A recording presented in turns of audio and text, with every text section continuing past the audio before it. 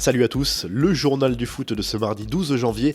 Le Real Madrid ne lâche pas Kylian Mbappé.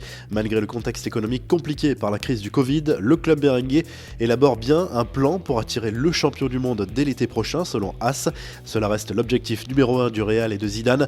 L'une des clés de ce dossier est d'abord que l'attaquant ne prolonge pas son contrat actuel qui court jusqu'en 2022.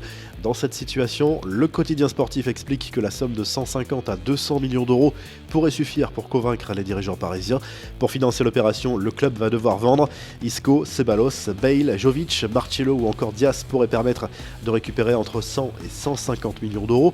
Le plan pour financer le salaire de Kylian Mbappé, qui pourrait toucher 21 millions d'euros par saison, est lui aussi établi, mais conditionné au départ de gros salaires du club. Et dans cette hypothèse, Sergio Ramos pourrait être poussé vers la sortie.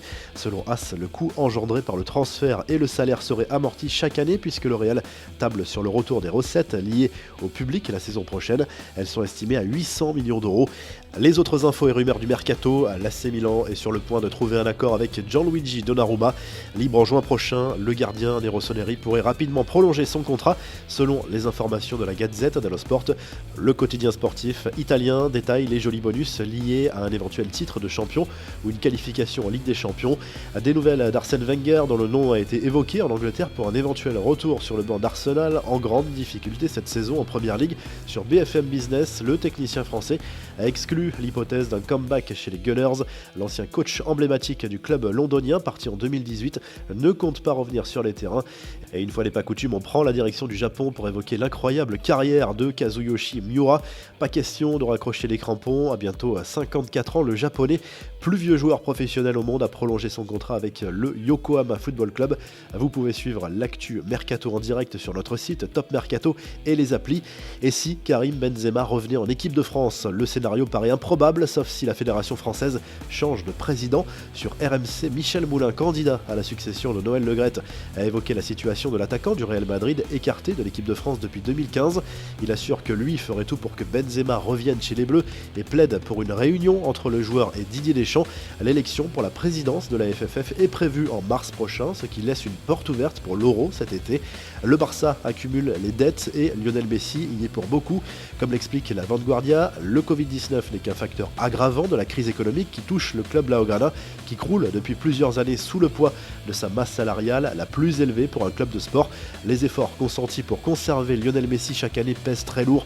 La dernière prolongation de contrat de l'Argentin comprenait, outre une augmentation de son salaire annuel brut de l'ordre de 100 millions d'euros, 2 primes supplémentaires pour un total de 78 millions d'euros. La première correspondant au renouvellement de son contrat aurait été versée l'été dernier. L'autre prime, d'un montant équivalent, soit 39 millions d'euros, devrait être versée à la fin de la saison. Les infos en bref, le PSG a beaucoup souffert de la crise. Parmi les champions des 6 plus gros championnats européens, le club parisien a enregistré, selon l'agence KPMG, le plus gros déficit en 2019-2020, environ 126 millions d'euros. L'arrêt de la Ligue 1 a fait très mal, sans parler des répercussions à venir de l'épisode Mediapro. Au rayon des bonnes nouvelles, le PSG a enregistré le retour de Neymar à l'entraînement collectif, alors que le trophée des champions contre l'OM est prévu ce mercredi soir. Blessé à la cheville en décembre, le Brésilien reste néanmoins incertain et pourrait être préservé. Un retour à l'entraînement qui lui a permis de tester les nouveaux crampons Puma Future Z. Enfin, réunion capitale ce mardi entre l'UNFP, le syndicat des joueurs, et les présidents de clubs afin d'évoquer l'épineuse question de la baisse des salaires en Ligue 1 et en Ligue 2. Certains clubs sont clairement menacés et il faudra régler la situation au cas par cas. Impossible en effet d'envisager un accord collectif.